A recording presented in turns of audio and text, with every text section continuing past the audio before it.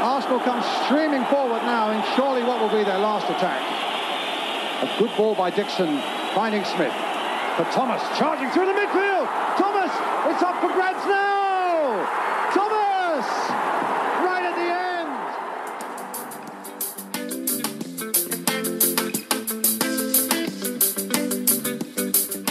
end. Hello and welcome to Gooners in the USA. Mike. Yeah. You know what? I'm not getting upset today. I was all set to have a great weekend. We had a family event going on. My niece's bat mitzvah, and then Saturday morning, right before the bat mitzvah, Arsenal and Tottenham ruined her friggin' bat mitzvah, the whole thing. I mean, you know how your junior prom? You tell this story all the time. Your junior prom, I think it was destroyed by a cup final that went wrong. Yeah, Michael O in 2001. Yeah, well, I'm sitting at the synagogue yesterday thinking angry thoughts that you shouldn't be thinking in a synagogue. I'm grunting. I'm generally being unpleasant to my family. So football, thank you for that. And, you know, of all teams, you think Tottenham would have respect for bat mitzvahs. Seriously. You know, but not yesterday. They ruined it. So, Andy, were you able to salvage anything from this weekend before now, which is going to salvage our entire week? No, the weekend was shot after that, and I think everyone who listens to this is probably in the same. You know, it doesn't matter what you did this weekend. There was a gray cloud over the whole weekend. And when it's Saturday morning, early Saturday morning for us here in the U.S., it's a killer because the whole weekend's gone. But we're going to save that because we've got a great lineup today. I've been looking forward to this all week. A bit later on, we're going to chat with ESPN's head Arsenal correspondent and Swede-o-phile Mattias Karen to preview the next round of the Europa League. But first, Andy, we are breaking a very important duck in our podcast career. This is 79 podcasts we've had, and we've had some guests. We've had journalists and bloggers and podcasters. We've had goalies of non-league teams with the same body type as me who ate pies on the bench of an FA Cup game. We've had our friends, my son, your mom. Well, actually, that one didn't make air, but never before a former Arsenal player until tonight. So we're not starting off with some fringe trivia question of, you know, he played one game in '84 and was an unused sub. We're talking about 224 appearances, 59 goals for the Arsenal from 1988 to 1995. We are thrilled to welcome on Gooners in the USA, Mr. Kevin Campbell. Thanks for joining us. Hi, guys. How are you? We've been better, but we're hoping you can cheer us up a little bit. But it's a pleasure to have you on. And I think we're all feeling it. We're all feeling it after yesterday. Yeah, but and we are a day removed from the second North London derby of the season, and unfortunately we're contractually bound to spend some time talking about the game. But we want to visit first and kind of reminisce with you, Kevin, and talk about better days. Is that all right? Yeah, that's good. Okay, well, Andy, you're a younger lad than I. We know this. But surely Kevin's career at Arsenal stretches through a period of time where you were kind of rounding into your own as a Gooner, right? I mean, the 88 to 95 time frame? I was born in 83, so I was a little too young to really grasp the 89 season, although I do remember my father and his friend watching the cup or the match in the living room. But I think really for me, as I started to fall in love with the team, it was 92, 93 was when like my first ever. I remember the Little Woods Cup. That was the first time I was like, yes, this is it. Perfect. So so Kevin was there right from the beginning. So Kevin, you're in a position that was so rare nowadays. I mean, you were a Gooner from Lambeth growing up, supporting the team, right? Yes, I was. And wearing shorts.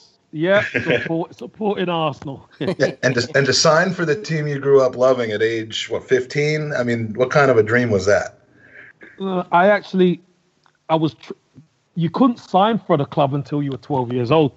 So what I used to do, I used to train at a load of different London clubs, and you signed at 12 schoolboy forms at Arsenal, and obviously that was amazing. Went to my first match, I was 7. I couldn't really afford to get into the ground, so me and my friends used to just go and walk along the streets and sample the atmosphere. And when they opened the North Bank, we used to sneak in and get the last 15, 20 minutes of the games. And that was special times. Oh yeah, you just work your way in amongst the people and find something to stand up against. I mean, it's got to be pretty packed at that point. Well, when they open the gate, some people are leaving to try and get a jump on the way home. Leaving a little bit early, so that opens up spot in the North Bank, and we'd go into the North Bank or the clock in. Beautiful. And watch the final 15, 20 minutes of the games. Did you have teams to choose from? I mean, were there a few teams in for you, or were you? I mean, was it just that you were in Arsenal's catchment area, or I mean? No, I mean I was South London boy, so I trained at 4 or 5 teams. I trained at Arsenal, trained at Chelsea, trained at Millwall, trained at Charlton. And there was a whole host of teams who wanted me to come and train, but I was making my own way from school, so there's only so many teams There's only so many teams you could fit into the training day. So that was it. An hour and a half with each team on the same day. I mean, it was just driving around London. No driving. No driving. Being driven. No, I was on buses, trains. I had to make my own way. Wow. Yep. Well, and you made your first team debut in the senior squad for Arsenal after a couple years in the youth setup in the final game of 1988, from the 87-88 season as a substitute, back when there were only 2 subs allowed per game. Do you remember, at what point you came on in that game and how it felt to step on the pitch at Highbury for real, in a league game for the first time? Which is quite ironic. It wasn't at Highbury; it was away. Oh, it was. It was versus Everton. And that was their last great team. Neville Southall in goal, Gary Stephen, Trevor Stephen, Kevin Ratcliffe, Pat Van der Nel, Peter Reid, Graham Sharp, Kevin Sheedy. They had a great team, and that was the last game that team was together. And George Graham was building something quite special at Arsenal. And I made my debut. I got 12 minutes in that game. And I was so hungry that all summer, I trained all summer, ready for the next season. It was such a fantastic motivation for me. And I was so hungry. If I disappear off the pod for a minute, it's because I'm firing our interns that told me that was a home game that we have a staff and they failed me there. So then the summer you trained for the whole summer and the next year, nothing really of note happened in the world of Arsenal in 88, 89. So, No, it happened in the world of Kevin Campbell. Yes, well, that's true. And you went out on loan in January to Leyton Orient, I believe, where things started to blow up for you. Yeah, I was doing very well. I was training with the first team. I was playing in the reserves up until January, and then I went out on loan, get myself some experience. I went to Leyton Orient, who was managed by Frank Clark at the time. I got to Orient, and they were second bottom. So, it's a bit of a baptism of fire kind of thing. But they had some really good players. They had some very experienced players. And they had the nucleus of a good team. And it just seemed that I was kind of a bit of a catalyst. I got there, and then we started going on a run. I left there. This was the first year of the playoffs. I left, we were 6, I believe, and they ended up getting promotion at the end of the season, which was fantastic. And they wanted to hold on to you permanently at that point, but Arsenal saw something in you that they wanted back, I guess. Nah, I think that's a bit tongue-in-cheek. I think what Arsenal were doing would just sent me there to get some experience. There was never going to be any transfer to Leyton Orient. Oh, okay. Well, and yeah. I mean, did it seem like there was? You mentioned previously that George Graham was building something, and obviously that year it turned into what we all know now as one of the greatest team efforts, I think, in the history of the game, as far as people pulling together and pulling something off. But I mean, could you tell there was something special going on around that club that year? Well, it wasn't. The moment George Graham came in '86, I still can remember his team talk to the whole squad, the whole club, all the players, the first team, reserves, and the youth team. We were sat on the floor, and he was just talking about, he wants wins. He said we're gonna build something special. He said, I know the talent that is in this club, all you young ones, and he pointed to everybody. He says, if you're good enough, you will get your chance. He said, I don't care about reputations. It's about what you do on that pitch. And you could just feel the momentum coming. So I remember I got back from Leyton Orient and going up to Liverpool that Friday. I mean, my story's a bit different because I was in the squad, but I wasn't ever going to play in the team. And Dave Rocastle picked me up from Brixton at 5 o'clock in the morning. We went up to Highbury, got on the coach, and obviously you know what happened after that. Wow. But the whole day was amazing. And I'm an Arsenal fan. I went as an Arsenal fan, really. I was never going to play, but what a fantastic time. Yeah, I mean, it's amazing, and it's so great to see the story of that, put into such a great documentary now that's out, and that I hope everybody has seen. Just brings back so many great memories. I'm sure it brought back a lot of great memories for you, which didn't need to be brought back. They're in you already, but they've done such a fantastic job with it. Lee Dixon and the guys, they've done something special. And any of you Gooners out there who haven't seen it, you better get it because we shamed all our U.S. Gooners. Yeah, we had Amy Lawrence on the pod a few weeks ago to talk about it because it was just released a few weeks ago here in the U.S. But I mean, you're not a Gooner if you haven't watched that film, or if you don't plan to soon. So for the next season, you went on loan to Leicester City for a brief period of time, came back in February with some appearances off the bench, and finally, this is special to me. Finally, your first goal for the team. Do you remember who it was against? Nottingham Forest, yes. At Highbury. That was at Highbury, yes. Yeah, well, that was at Highbury. That was at Highbury. I know that one was at Highbury because I was there. You scored basically right in front of me. March 7th, 1990. Really? This is the part of the podcast where I selfishly make it about me, but it is important. I remember it. It was you came in, I think, for Merson, who got hurt early in the game in the first half, right? It was an injury substitution, and scored in front of the North Bank. Went over and high-fived either a fan or a steward immediately after your goal, and then, of all people, David Rocastle came over, give you a cuddle as you're running back to the center strike. I mean, what a feeling that must have been. Well, to score in front of the North Bank as well, that was, that's the. You probably heard this many a times, but that's the thing dreams are made of. When the first time I ever went to the club and I stood on the North Bank, I always said, I've got to score a goal in this at this end, and that's what I've done.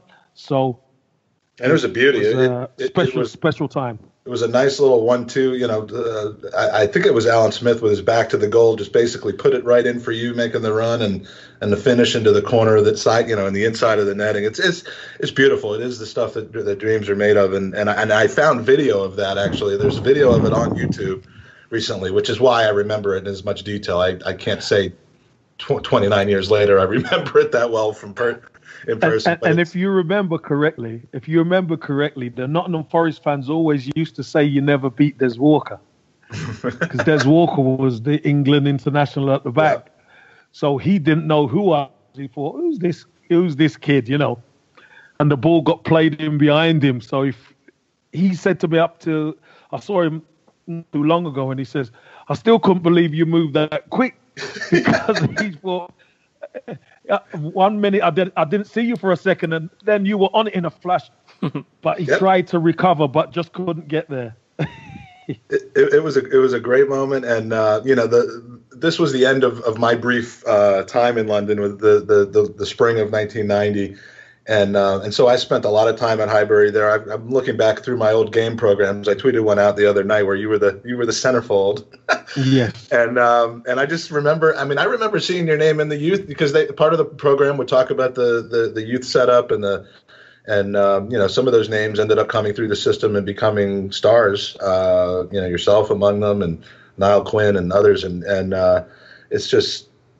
Good times, and you kind of worked your way into the starting lineup from that point. I think some of it had to do with a short-term injury to Merson, but you started scoring goals for fun, and then the following year, which is the year that you guys snapped back and won the league with one loss, you were kind of a goal machine in the spring, scoring 8 in 10 games.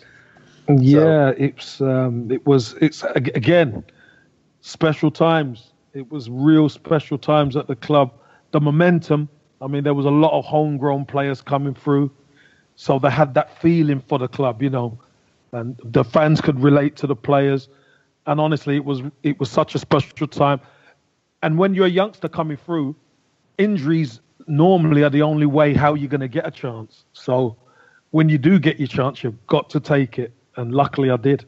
Yeah, and there you were in May, holding down Rocky's number 7 shirt while he was out with an injury, lifting up the league trophy on Highbury after beating United at home. I mean, this is a cheesy, trite question, but I mean, how does it feel when the whistle blows, you're on the pitch, and you were champions? I mean, George Graham looked like he couldn't have cared less. He's just standing there expressionless on the sidelines. But I mean, how did you feel at the moment? Well, we felt great because we knew we were champions before the game even kicked off, because Liverpool got beat by Nottingham Forest in the earlier game. So by the time we got to the ground, it was celebration time. So, we knew we were playing Manchester United. There was such a buzz around the ground. I think Alan Smith got a hat-trick that day. Yep. Ended up winning 3-0. And what a day. I think Seaman saved the penalty that day to keep it 3-0. That's right. What a fantastic time. And it was real good time. Feel good factor around Highbury was amazing.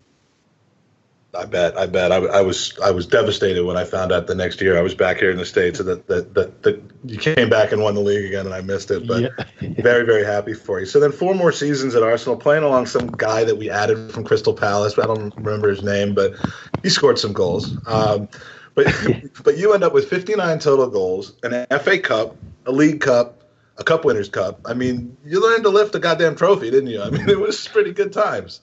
Well, 4 trophies, League Cup, FA Cup, and Cup Winners' Cup.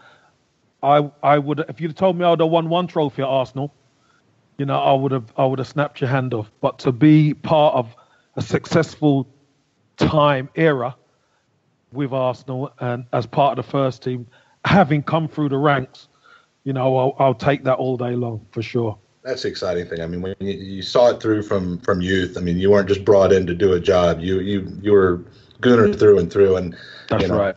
The problem with today's team in some ways is that there aren't enough of those guys. I mean, Jack might be the only one that's really got that kind of, Arsenal credibility, but it's a different age now. But so then off to Forest, ironically enough, some time in Turkey, Everton, where you had a real good run, West Brom, Cardiff, and then a wrap on a distinguished 20-year career. And in fact, you're still Everton's 4th highest scoring Premier League scorer, behind Lukaku, Duncan Ferguson, and Tim Cahill, right? I think so. Yeah, I believe there. So. And you're 43 more goals for Everton than another famous Arsenal to Everton transfer, Mr. Theodore J. Walcott, who we know you're a big fan of his, well, right, Kevin? Yes, he's playing catch up at the moment, so I'm sure he's going to do very well there. Andy and I are huge fans of Theo here on Gooners In USA podcast, right, Andy? We are. And Kevin, I need to ask you, I'm going to put you on the spot here, but I need to settle a family debate because my cousins are just absolutely mad when it comes to the Toffees. If you had to go back and play for one club today, are you going to choose Arsenal or Everton? Arsenal. Excellent. Did your cousin actually say he would choose Everton? No, what I will tell you is this. I'm Arsenal through and through, so Arsenal's my number one, obviously. But when I went to Everton, I fell in love with the club because I just had that connection with the club. So I tell Evertonians this, and Evertonians that they're not stupid. I'm a London boy, and I support Arsenal. But I did fall in love with Everton while I was there, so that's why I have such an affinity for Everton. And it's funny because he sent me an article 2 days ago after I told him you were coming on the podcast where you had said exactly that. And I've seen that article. Yeah, and he absolutely loves you, and so I just wanted to get some banter on, but definitely. Yeah. So these I like days, that. Yeah, no, Arsenal. It's got to be Arsenal. And so what are you up to these days? I mean, are you doing some work with ITV on Europa League? Is that what's yes, I'm doing some TV opportunities, some TV work. Obviously, Arsenal. Depending on what Arsenal turns up, sometimes it's difficult to talk about it because it's a bit yo-yo at the moment. Yeah. I'm also involved with mentoring young players. I'm involved with a security company. Been involved with a security company a long time now. I'm ambassador for that. I'm of the group, and I do humanitarian work as well, going out to places like Iraq and Lesotho. So I keep myself busy, and I've got 2 boys and a son in the game. Yeah, so, yeah. We'll talk about him briefly in a bit because it's exciting times for him.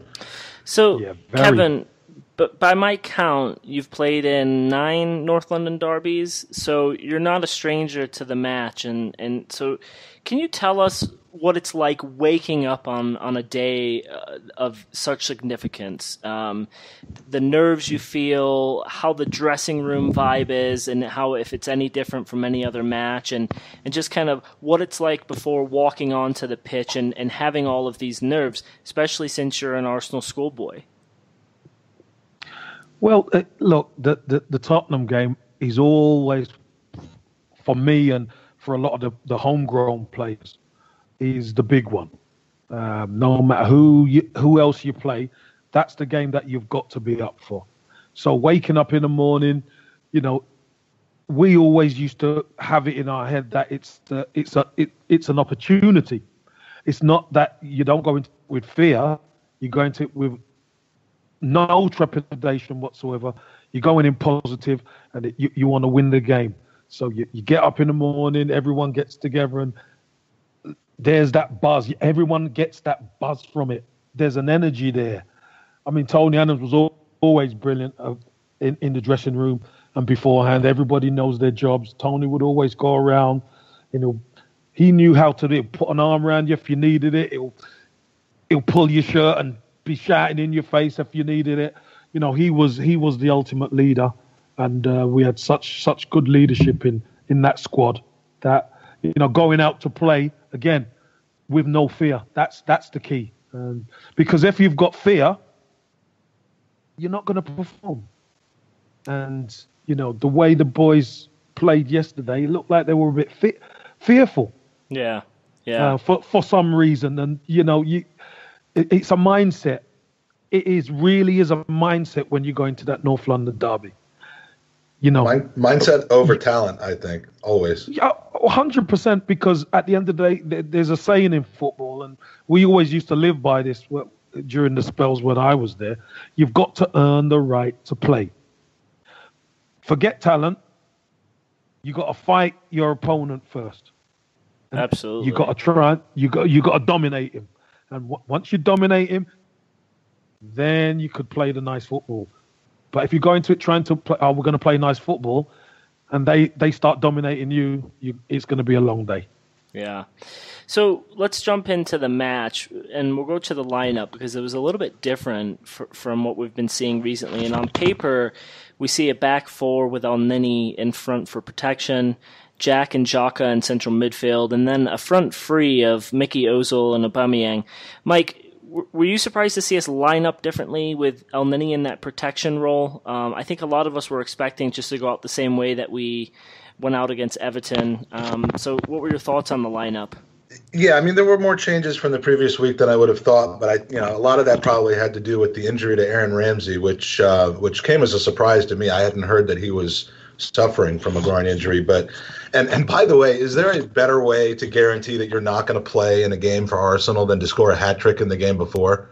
I mean, 3 times in the last 2 years, an Arsenal player's bagged a hat trick, and then the next game they haven't played at all. Well, coach's decision, injury, doesn't matter. But I mean, that's crazy. I mean, don't score a hat trick unless you need a vacation. And there's Ozil seemingly back out on the flank to accommodate the 3-man midfield with Jack, and it just all kind of seemed a bit unbalanced and without connection from front to back. But I am self-admittedly the opposite of a tactical specialist. So Kevin, I mean, what did you think of the setup? I wasn't happy. I wanted Lacazette and Aubameyang to play. I don't know whether El Neni is good enough protection. I don't think there's anybody in there who can protect the back four of any significance. So I don't see where that was going to be a gain. And I think that a lot of Arsenal fans nowadays actually they're not sure on what defence is going to turn up, because against Tottenham earlier on in the season, the defence played pretty well. But you're not sure. You play Swansea and they're all over the place at the back. You play Everton and you blow Everton away after 25, 30 minutes, and the defence is decent. And then they come to this game and you just don't know what you're going to get. And that I think is one of the problems. I'm sure we'll cover this further on in the show, but there's too many doubts.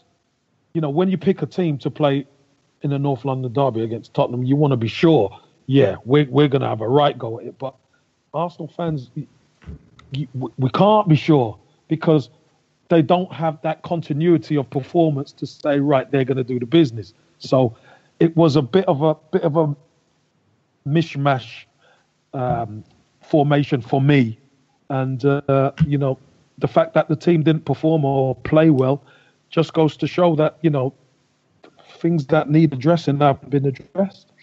And what frustrates me is we go into the second half of the Everton game, very soundly in lead, and we're not going to lose that. And I think he could have made some substitutions in the last 20 to 30 minutes just to try out this formation. I don't like that we go in against these big teams, especially in a derby, where we're trying something new, and I think everyone echoes your sentiment that listens to this pod from our listener questions and feedback is, El Neni is nothing more than a squad player, and I think we all want to see the 2 strikers up front together.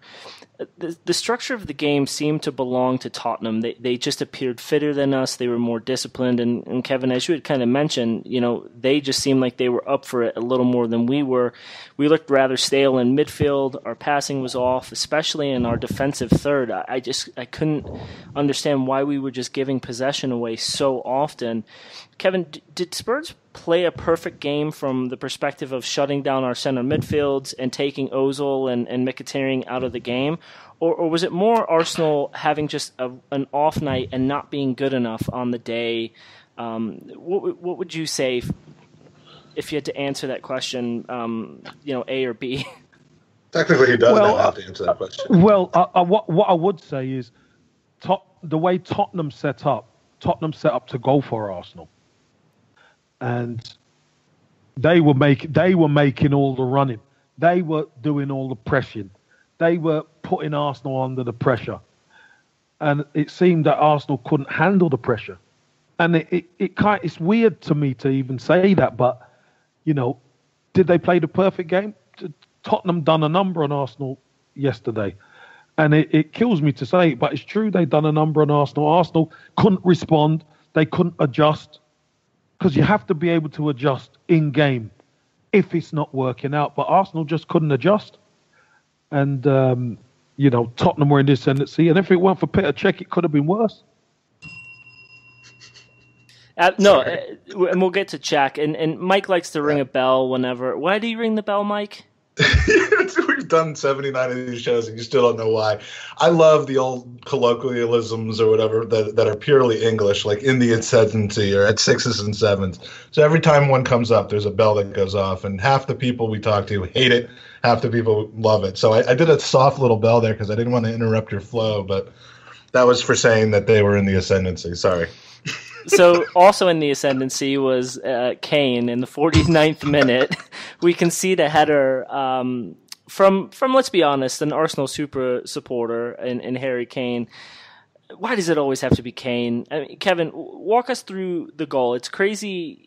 He was already meeting the ball in the air before Koscielny even knew what was happening. But it was never a foul, in my opinion. I think he was already at a height to meet the ball before he pushed off. But from your perspective, and obviously as a striker, you're always going to say it's never a foul. But walk us through your perception of the goal. Well, the goal, obviously the ball got crossed in. And what Harry Kane does, Harry Kane tends to... He either sits in between the two defenders or he sits just off the two defenders and then makes his move. But as the cross gets put in, Harry Kane jumps early. So there's no way the defender could actually affect his heading of the ball. And it ended up being a perfect finish because he met the cross, headed it down into the corner. The only way you're going to stop that is to foul him. Don't you? You know, you want him challenged, but you couldn't challenge him because he got up so early. You know, is it bad defending? No, it's actual good forward play. Unfortunately. The only thing you can do about it at that point is to foul him and cut his legs out, and that's going to be a goal. Well, if you take his legs out, that's going to be a penalty. Yeah. Which he's taking the penalty anyway. And you might even get the man sent off. Who knows? You know, and then it gets even worse. But it was a good cross. I think the Arsenal defence were obviously he's the real danger man. You've got to put a body on him, but couldn't get a body on him. And you know he does what he does very well for Tottenham. He got up early and he put it in the net. Yeah, and it's a sublime goal, Mike. I don't know if you have anything to add, but like no, Kevin it said, is what it is. You can't give a man of his talent that much time, Mike. If it wasn't for Czech, I'm sorry. Maybe it's just more about whether we could have stopped the service from coming in or not. And I honestly don't remember. That's the one, Mike. Yeah. Stop the cross. If you got a guy that you know you're not going to be able to beat in the air, you got to stop the ball from being in that position because you can't stop it once it is. Yeah. Yeah. You've got to stop the crosses coming in. Yeah. So we'll go to Czech because without him in goal, the score would have been absolutely shambolic. And Mike, you were saying last week on the podcast, one of our priorities this summer should be a goalie. Seeing Czech play like he did must make you think he still has something left in the tank. And so, you know, tell me a little bit about what your thoughts are on his performance yesterday, and if you're still kind of under that thought of we need to bring in better reinforcement either for him or behind him. You make a good point in that if he wasn't in the game, it would have been shambolic because, I mean, you have to have a goalie, and otherwise they could just put it in the back of the net constantly. But specifically Czech, though, I mean, I think he still has something left in the tank, but it's the backup tank. And, I was really slow last week. I mean, I love Petr Cech, and I think he has, on his day, which he's had a few of them this season, to say the least, he's got a lot to offer and sometimes makes saves that no one else can. But, after the game, I guess it was a couple weeks ago, the Swansea game, I finally came to the realization that I just wasn't comfortable with him being the main man anymore after taking him a lot further than a lot of people have taken him as far as being on the bandwagon. But, I think it's time that we recognize the mistake we made letting Szczesny go, take care of this apparently poisonous goaltending coach situation that I don't claim to know that much about, but I keep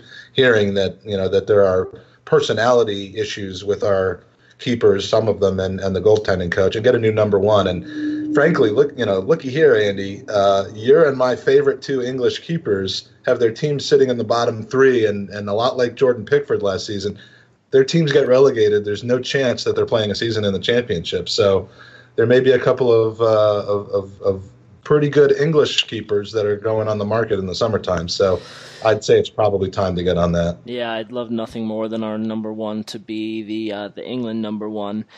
Kevin, we were outplayed, but we almost earned a point with the substitutions of striker power that we saw come on with Lacazette and Welbeck. I want to ask you a little bit about Lacazette's performance. So we saw him miss the volley, and then he had that incredible one-on-one that he created by his great movement.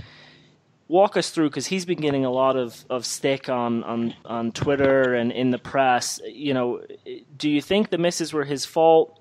And then, if you don't mind, just kind of adding on a little bit about his perceived lack of confidence and how you revitalize yourself as a striker when you're not putting in the goals and you're not getting on the pitch to play matches. Well, again, it's a bit of a mindset.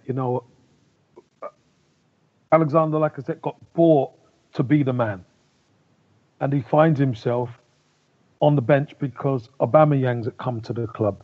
So that's going to knock his confidence.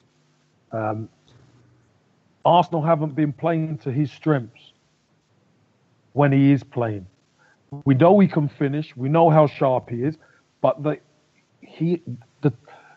Arsenal haven't got a structure of how they're gonna. If it's no point having him as a killer.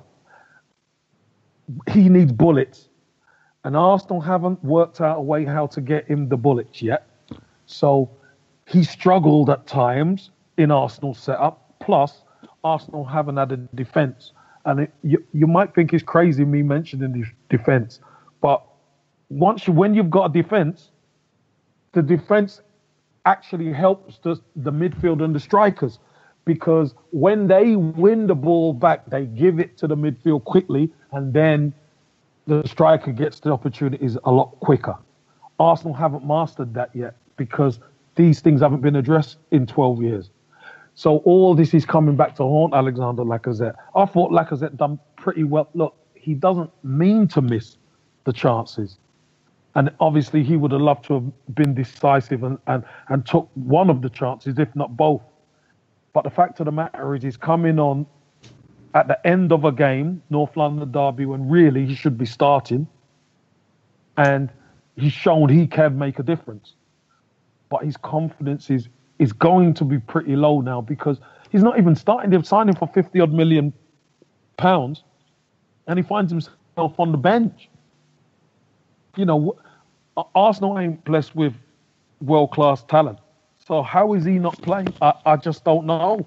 And it's something that Arsene Wenger, did he think about these things before? I don't think he did.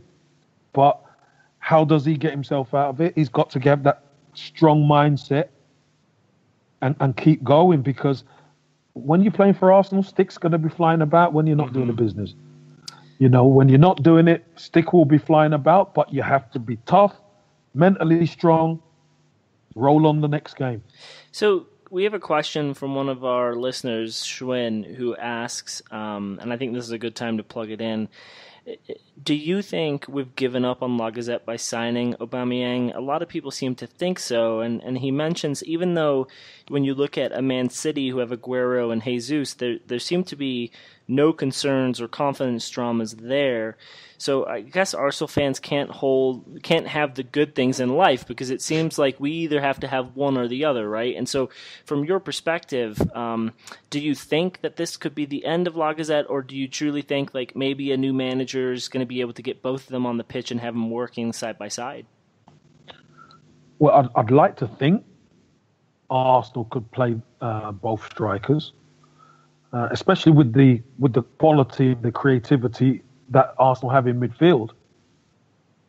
But I think Arsenal have signed Aubameyang not even thinking about what's going to do to Lacazette. Yeah, you make a good point. Manchester City have Jesus and Aguero, but Manchester City's team is set. How they play, how they set up. Arsenal, we don't know what Arsenal's going to look like from week to week. You know what Man City's going to look like, but we don't know what Arsenal's going to look like. So if we don't know what Arsenal's going to look like, playing in that club, in that team, you're not sure whether you're actually going to get any chances or you're going to get the service or not, because the team isn't set. So you've got all these things to contend with, as well as thinking, right, I've got to score goals. But when you only maybe get 1-2 chances a game, then if your confidence is low, that's when you start snatching at the chances. And I think that's what's happening to Lacazette.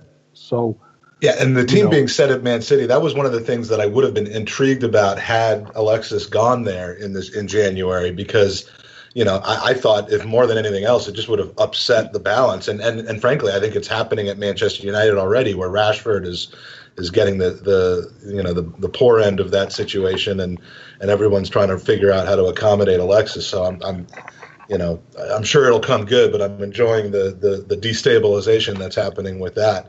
But whether this is good for the team to have depth at striker, which I think it is, whether it's a show of strength and intent to sign 2 50+ million pound strikers within 6 months of each other, which is very un-Arsenal-like. This can't be what Lacazette had in mind when he chose to come here as a consolation prize after being barred from going to Atletico Madrid. But and I'm sure it's different. Maybe the formation was different at the time. But Kevin, as a striker who, for your last 3 or 4 years at Arsenal, had this righty guy, your South London neighbor, hoarding up a lot of opportunities and obviously scoring a lot of goals, brought in after you were in your ascendancy in the team. How do you stay focused on taking your opportunities and not having your confidence messed around with? I mean, that you kind of have some experience in this, and I'm sure you welcomed it with open arms. But how did that play out for you?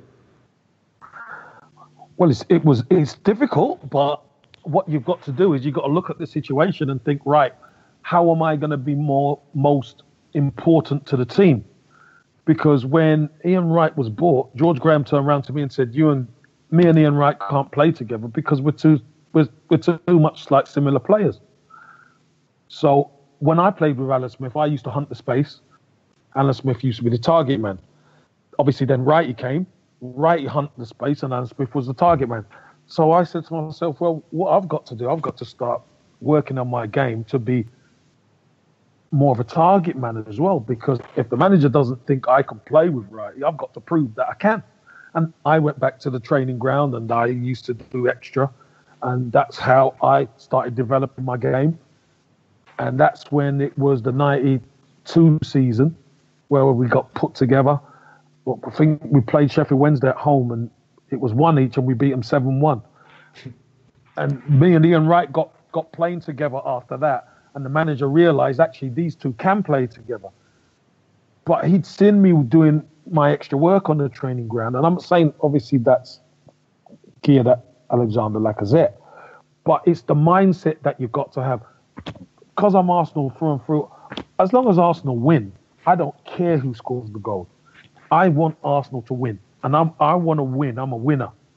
So by any means necessary, and if I have to change my game to enhance the chances of Arsenal winning, that's what I would do. And that's what I did do. And does the modern player, the 55 million pound player from Lyon, does he have it in him to be able to take that kind of an attitude, the attitude of a winner, and modify the game? And is Arsene Wenger going to notice if he was doing that, if he was willing to play on the wing so that Aubameyang could be be the target man? Is it going to go unnoticed, or is it just made up his mind that it's one or the other and it's going to be Aubameyang for now? Well, if I was Lacazette, I'd be asking questions, because you sign me for 50-odd million pounds, you sign Aubameyang for 50-odd million pounds. Why can't you play us both? Yeah, I mean, that's a reasonable question. Yeah, that's the question I'd be asking, because I'd much rather have 2 goal threats on the pitch than 1. Especially with who we have playing behind them as well. I mean, if you put both of those guys on the pitch with an Ozil, Mkhitaryan, Ramsey, Jack, you're going to have nothing but goals going in the back of the net, because they'll find space, hopefully, to put themselves in goal-scoring situations. I mean, in your mind, who kept him out of the lineup yesterday? Was it the inclusion of El Neni and the way we set up, or was it? I mean, because Iwobi didn't play yesterday. So you would have thought normally Lacazette would go in for Iwobi, but the three-man midfield changed that all. So what's the solution? Iwobi did play yesterday, Mike. Well, not he didn't start. No, but I wanted to this be a good segue because we're not really going to talk about him. But as he got subbed on, my son cried, who's 9 months old. And he literally cried out of nowhere, and I thought, I feel your pain, son. Oh, God. This is the mean portion of the podcast. You don't have to speak on that. Oh no. Look, Iwobi is a good young player, but the levels now at the club are being moved on. Yeah. You know, you talk about Ozil and Mkhitaryan. These players are special players. Now, what Arsenal need is to be able to complement those two strikers and those two midfielders. They've got to find a way how to complement them.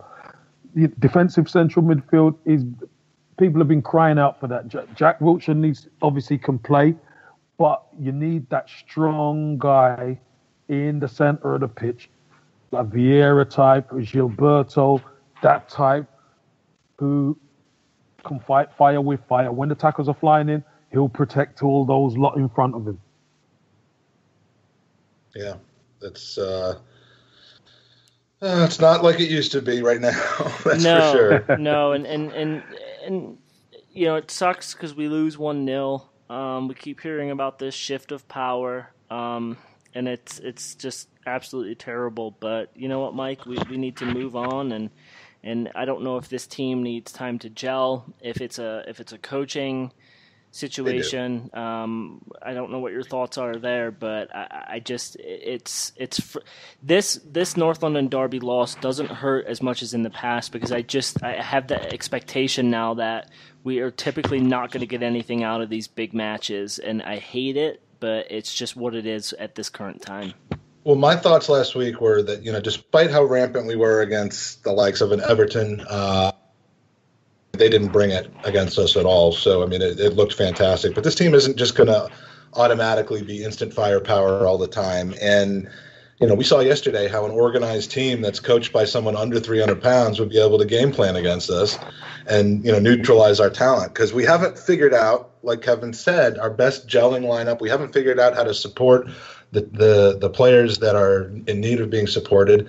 And, you know, it seems sometimes under Arsene that we're still eminently easy to game plan against. So, you know, the statement of intent on the offensive side of the game with our transfers, if we can figure out how to use them all properly, I think that we will be all right this summer, even without Champions League football, which it's starting to look very much like is going to be the case, to recruit and attract the talent and the spine that we need to work on over the summer on the defensive side.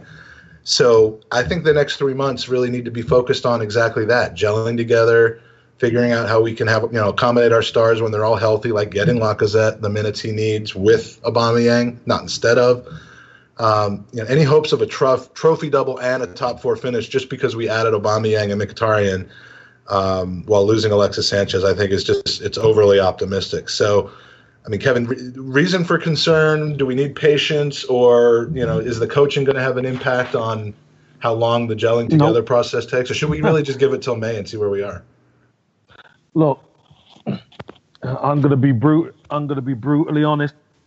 Please. Guys, we've needed the coaching to be right, and we've needed those defensive players for the spine for 12 years. Arsene Wenger has not delivered. Yeah. So, what makes you think it's a change now? He's not going to buy world-class players in defence when he's had the opportunity to. He's not going to buy world-class defensive central midfielder when he had the opportunity to. So why should he? What makes us think that he's going to all of a sudden start to do it in the summer? Because he's not. You know, he's not going to do it. He's going to buy offensive players, and he's going to expect the team to work it out. Well, Kevin, that brings up the whole spend. You know, the change in the backroom staff. Do you buy into the fact that maybe the summer transfer policy might not be up to Arsene? At least not primarily up to him, or do you think it's same old, same old? Well, look, before January, we all knew we've been struggling at the back and in the holding central midfield. We've known that for a while. But in the window, no defenders came in and no central holding midfielder came in. And his comments yesterday, did you hear them? We couldn't afford a defender. Yeah, I mean, look, this is this to me. When I heard it, I just switched it off because that is a slap in the face. Yeah, I'm an ex-Arsenal player, but I'm also a fan, and that's a slap in the face to me and a lot of my friends who are fans who love the club. Can't afford it. This is nonsense. We're at a surplus. Yes, we paid $350 a week for.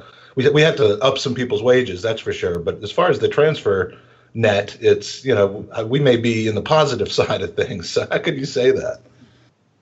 Yeah, that's right. It's and again, this is a slap in the face to us, to you guys in the US, to all Gooners around the world, because we want to compete. We want to be in the shake-up come the end. No one has a right to win it, but we still want to be close and we still want to have a chance. But with this, we're getting worse. Yeah, and that's the tough thing to take. Well, and it's funny you say that because our last game, obviously against Everton, my cousin and I were having banter, and he was saying, "Oh, you're just at the same level we are," and I said, "No, our expectation though is that we do get to compete year in and year out, and sometimes you finish second, you finish third, but by February every season you should not be looking at the top three going and saying we're 15 points off now, there's no way we can do it." And so, Kevin, I ask you, right now with this current squad, how would you play out the rest of the season? I mean, the league is obviously out of grasp. We're holding on to fourth place barely. We've got Europa League. As a hope, you mean? As a hope, right? So, would you just say every match Europa League, we're going with our strongest 11? Do you still mix in some of the kids? Like, what would you do if you were the current manager and saying, this is where we're at, this is what we need to do to see out the season? Pedal to the metal. Pedal to the metal. Look, it's important now how you show yourself in the league and the cups. Got a cup final against Manchester City coming up. 2 on the 25th. Everyone is fighting for places now. Get Lacazette in there, get Aubameyang in there, and let's get the terrible duo, the dynamic duo flying, because you're going to need them. If you're going to have any chance, you're going to need them. And try and get Steve Bold doing some defensive work with that back four. Because as far as I'm concerned, Steve Bold knows what to do, but he's not being allowed to do it. Where have we heard that before? Reason. We've heard that before from about everybody that knows what's going on inside the club. I was going to say, we've had a lot of journalists that come on and they've shared stories with us off air about the lack of coaching, and then they've openly said, we've been at the training ground and we've seen. How often do you go back to Arsenal, Kevin? And are you able to get into training sessions, watch them, or do you just kind of look from a pundit's view in? No, I don't go that far. I go to some games, back to the Emirates and stuff like that, and I speak to people who are pretty close and connected to the club quite a bit. But I'm not visual. I'm not there, overseeing or overlooking things like that. But what I do know is Steve Bold, all that famous back four, they know what it takes to get it right. And if he was allowed to do it, there'll be a hell of a lot more tougher to breach than we're seeing now. Yeah. But here's a question I would ask back: do these players actually want to improve? Because I know as a professional, if we're getting bruised and beaten by teams pretty easily, I want to put it right on the training. Mm-hmm. I want to make sure, we are tougher to beat. And I don't know whether the modern player does that. You've literally... That's what happened. Go ahead. Sorry, that's what happened back in the day when we were there. It was a constant improvement. Even when you won, if it didn't work out, you go back, you watch film, and then you make some adjustments. But everybody knew what they were doing. Everybody knew it was always looking to improve. Well, and I think the biggest kind of, in my mind, the biggest gap that we have in this club is a captain, because Kevin, I'm sure in training or in a match, you've been on the end of an Adams or Bold bollocking. You see mistakes happen right in front of Koscielny, who has the armband on, and he doesn't turn and say a peep to these players. And I feel like in today's football world, you need to have that leader who will turn around and hold his teammates accountable. It's the only way you get to win a championship, is when you have those out-and-out leaders who will hold each other accountable and let them know they've made a mistake. It's the only way. I mean, that match against Swansea where Xhaka drops his man, it happened 5 yards in front of Koscielny. Koscielny's left out to dry. The goal goes in the back of the net. He literally just turns around and doesn't say a word to him. And I can't imagine back when you played, that would have been acceptable. I mean, you would have probably said, hey, get your head out of my ass. I get I made a mistake, but they don't care. They would have let you hear it until you were blue in the face. I mean, we don't see that in today's squad. No, you don't see it. And so sometimes it's not just the captain. Because in that Arsenal team, if you're not doing it right, the whole team will be barking at you, and that's the way it was, because everyone is accountable. Now, is there no leaders right now? It's not to say that there ain't no leaders, but if somebody's not tracking their runner and it costs you a goal, you've got to dig him out, because that's what costs you. It does cost you in the end, and for me, Xhaka, I didn't even know who Xhaka was before they signed, I've got to say. And I thought he was a holding midfield, but I don't think he is a holding midfield player. I think he was sold to us as a holding midfielder. I think we need to pursue like if we got him from Costco, or I don't know what the equivalent of Costco is over there, but Costco. Yeah, well, then we could still get a refund for him, and I think we should pursue that. But I think that the media, I think that the spin on Xhaka when he first joined Arsenal, he was this holding midfielder, and that we all thought, okay, this is it, and it's clearly not his role. And I think when you look at the way Switzerland play with three midfielders and where they put him in the squad, he's very much further up the pitch. And, as Kevin said, we've all known for a long time where the gaping holes in this squad are, and we have not fit in accordingly. And when you look at that summer, it's easy to say, oh, we should have signed Conte, because his wages at Chelsea are probably way higher. But the two players were in the same window. In comparison now, were pretty similar in fee, and they're both. Conte was the player that we've always needed. So yeah, there's just this summer will be interesting to see not only what new players we bring in, what players leave, but it'll be interesting to see if Arsene stays or not. And the accountability thing, I want to touch on that real quick, and then it goes right into our user questions, because both you and Andy and Kevin were almost pretty much said the user question word for word when it came to accountability. But first of all, just from watching 89, the film, the Lee Dixon thing, where he said the first North London derby when he came in from up north, he was pinned against the wall by his partners on defense and told in those uncertain terms what he was expected of him during the North London derby and how important it was. I can't even possibly imagine that happening today with Aubameyang or Mkhitaryan, who's pinning him up against the wall and saying this is important. Besides Jack Wilshere, and he's 6 inches shorter than any of them. So that's not happening. And then our first user question from Gooner Dub, Andy's friend Johan.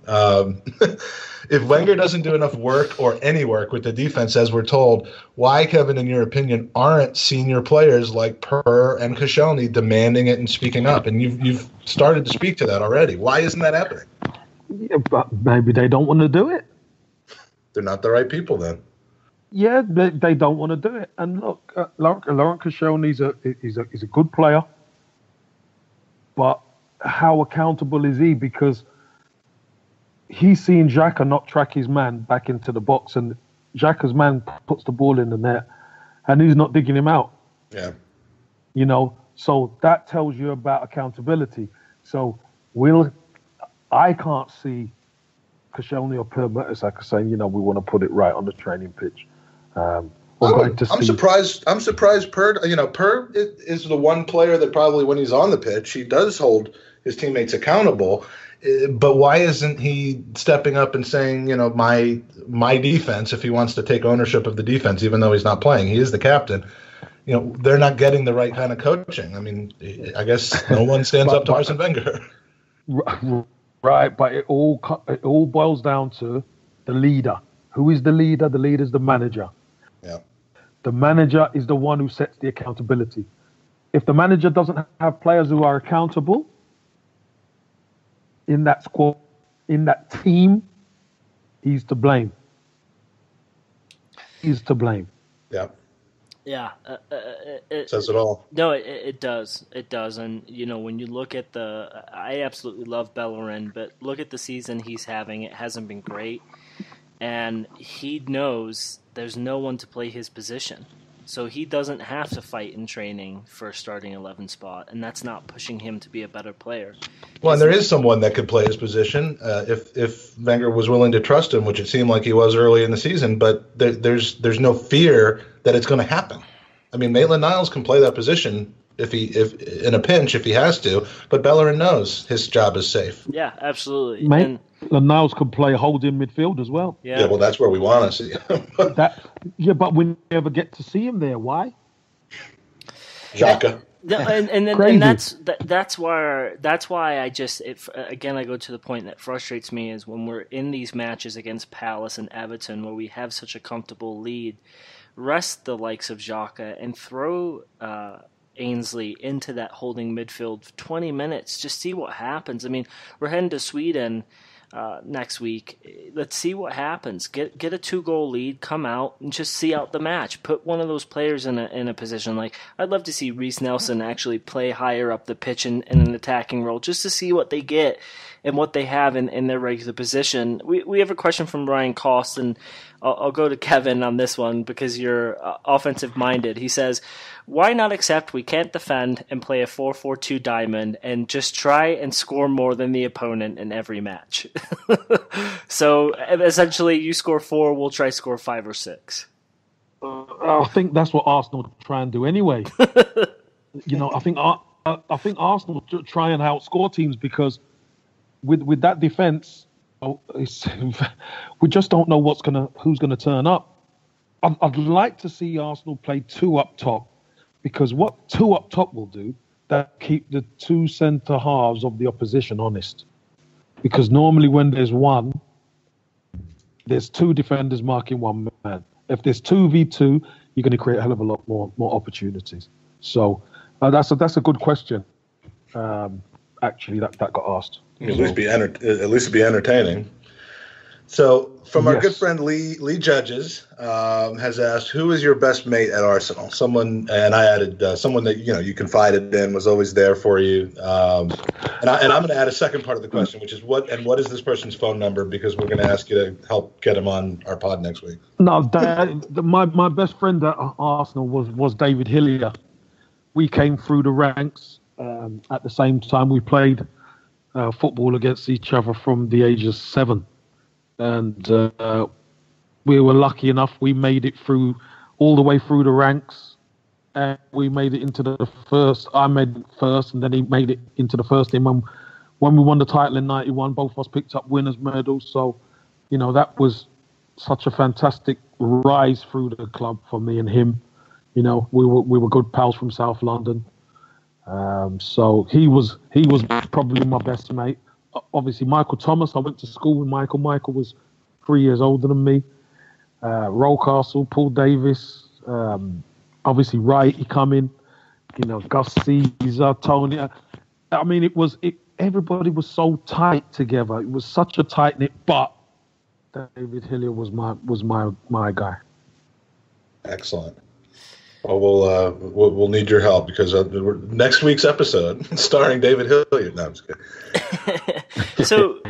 So we have a question from a guy who we've put a couple restraining orders out on, and he just keeps coming back. But this is actually from my co-host Mike. So you played at Highbury when the North Bank and Clock End were terraces, as well as once they became all-seaters. Having never been there when it was an all-seater, I'm just wondering how aware were the players in such a different atmosphere, and did it trickle down to the pitch, or was there really no difference as far as you were aware with the game day experience? No, the game day experience is a little different because when the terraces are there, there's a lot of interaction with players and the team. Not so much so when it's all-seater, because when it's an all-seater, the atmosphere, not all the time, but most of the time, takes a bit of getting used to. Because there was in the North Bank, there was a bond. There was a lot of people standing up, and there was a swirl and a swarm, and the songs were sung from there. But when it's in the seats, the dynamic's a bit different. I mean, don't forget, I played at High where we had the mural. Because you remember where the North Bank was getting done, and they had the mural there because it was being redeveloped. And that took a bit, and at times people say the mural sung more than the Emirates crowd do at times. It's crazy to think. Well, and I think that, having been on the North Bank when it was terraced, if you wanted to be in a particular area of the North Bank, you had to get there an hour and a half prior to the game and get in your spot and protect it. And, so instead of today where you got people rolling in the 10th minute of the game and there's empty seats and there's this last minute arrival atmosphere, you had an entire end that was full of people, some of whom may or may not have been drinking,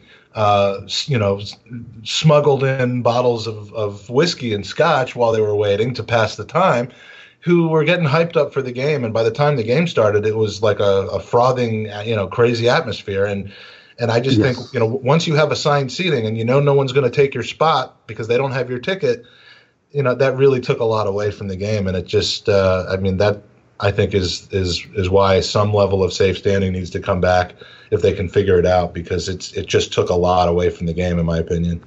Mike, they need to, just when you actually think about that and the camaraderie, and when a goal was scored, you might be in one section and you could end up somewhere else, That rush forward, man, you get a rush and a swirl and you end up, 15, 20 yards across. It's amazing. That was always amazing. So they can figure it out. If Borussia Dortmund could figure it out, why can't the British team? Well, it's funny. My dad was telling me a story about how when I was younger, he took me to a match, obviously standing room only, and I was on his shoulders, which would never happen today. And he said he remembers turning, and his friend had passed me to the guy next to him, and I was like 8 people down, and he was yelling, "Give me my son back," because people just kept, so I could see the match. And he was 9 months old at the time. You would never see that in today's environment or atmosphere. And I got to go to the Leicester match at the beginning of this season, and about 10 minutes of the match with 2 gentlemen fighting over who was supposed to be in that seat, and it just ruins the vibe of your section because everyone's just watching this and not the football. And you're right, if Dortmund can do it, then we can definitely do it. And I know in our country or in England, with Hillsborough, it needs to be done the right way, and you don't want to rush it. But I think there's there's a certain way to do it, and we could definitely have it at the Emirates, and I think it would just make for the atmosphere better, and I think it would make our football team better, and across all 20 Premier League grounds. I think that, and it does more for revenue as well. It's a win-win. Honestly, more than Aubameyang, more than Mkhitaryan, I think the thing we need to get from Dortmund is some of that atmosphere, because it makes a huge difference. I'll tell you something else as well. Celtic, for the European games, they have the standing area. But for the league games, it's seated. Well, and the atmosphere at Celtic Park, the atmosphere at Celtic Park is amazing with that standing section. It really it makes for a better spectacle, and they've got to figure it out, because we've got to tap back into that genuine football feeling. Ultras. That's what's lacking. Got to have some ultras involved somehow. Yeah, why not? Why not? Whip everybody up. Maybe not the Italian ultras, but some sort of ultras. So, got a few more questions. If you got about 5 or 10 more minutes, Kevin. Yeah, go on. Thank you. First of all, if this is too late in happening, but if Piebury Corner got their act together and created a pie, the Kevin Campbell pie, what would you want the ingredients to be? I would probably chicken. Very spicy chicken pie. Is that like is chicken balti? I don't know much about chicken balti, but I know they have a chicken balti pie already. No, not balti. It'd be a Caribbean. Okay. Very well seasoned and spicy. They also have a jerk chicken pie, which is called the Theo Walcott already. But all right, so chicken. Any other season? Any other ingredients? Put some chickpeas in there. Nice. Yeah, right. Put some chickpeas in there and some Scotch bonnet peppers. When I'm over in 3 weeks, I'm gonna make a visit to Piebury Corner, and I'm gonna advocate for that pie. So stay tuned on that. All right. Second to last question from Clock and Talk, another Arsenal podcast that we're friends with.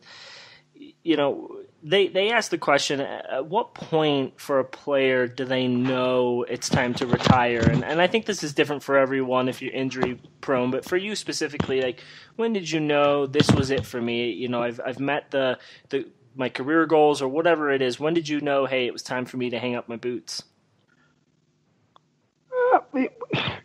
You just get a feeling in yourself, Look, that we all love football, but when you're playing and your body, one thing you can't do is you can't lie to your body, because your body, will start letting you down, or your body will let you know, actually, I'm not a yard quick anymore. I'm a yard slower, or whatever, and your body takes a lot longer to recover from games and training, because it's the training is the tough part. The games you don't mind, but the training and the preparation is what takes its toll on the body. So I think that when your mind tells you, I can't do it no more, it's up. That's the time to retire, because it's not the games, as I say, it's the training and prep. And from the end of a career to the beginning, I told you we'd bring it back to your son Tyrese, 18-year-old. You're to be applauded for getting him out of the Manchester City setup, and and he's currently lighting it up for the Stoke under-23s. Hey, Mike, can I just say, it wasn't me who got him out. I know. He's a City fan. That's just me taking a crack at Manchester City. Yeah, but Mike, you check this. He's a City fan. He's born in Manchester. He's a City fan. And he's telling me he needs to get out because I want to make it. Yeah. Wow. That must have been a tough conversation to have for him. Well, who makes it through the Manchester City youth setup to actually play for Manchester City, though? I mean, it's the last person I thought was going to do it. Iheanacho is now where, at Leicester? Yeah. But don't forget, they bought Iheanacho. Well, that's true. He didn't even come through the same way Tyrese did. Yeah, but they bought him. So Ty's Manchester born and bred, like a lot of those youngsters coming through. But Ty knows. Ty knew he had to get away from there to stand any chance to make it, especially as a striker. Well, I'm sure he's got some good advisors, such as a father who's helping him through that process. And he's lighting it up for the Stoke under-23s right now, scoring some goals like his dad. I mean, this is a silly question, but how proud of him are you, and what do you see as being his future without trying to predict the future or take things, too fast? But, I mean, is he in this for the long haul? Well, I'm immensely proud of. I've got two sons, Tyrese and Kyle. I'm immensely proud of both of them. Tyrese is his own man. He's a very gifted player, striker, left footer. Knows where the goal is. He's a more natural finisher than I ever was. I could tell you that much. And he's got a good head on young shoulders. So he just needs a chance. He's very driven. He's very humble, and he wants to make it. And he's determined to make it. And from what I read, that they've avoided the chance of loaning him out because they want him on the fringes and around the first team, which is a positive sign if that's true. Yeah, well, that is true. That is true, and obviously it's the new manager now. Mark Hughes was manager before. Obviously now it's Paul Lambert, and the question is, will he give Ty a chance, because don't seem to be blessed with a lot of goals in the first team at the moment. So, it's his time might be coming with a bit of luck. Let's all stay tuned for that.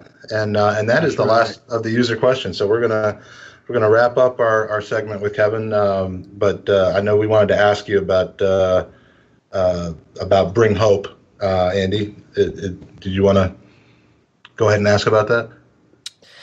Yeah, sorry, I muted myself. So, Kevin, can you tell us a little bit about the Bring Hope Foundation? I see that you're an ambassador for the organization, and we'd love to hear more about it and how people can get involved and check it out.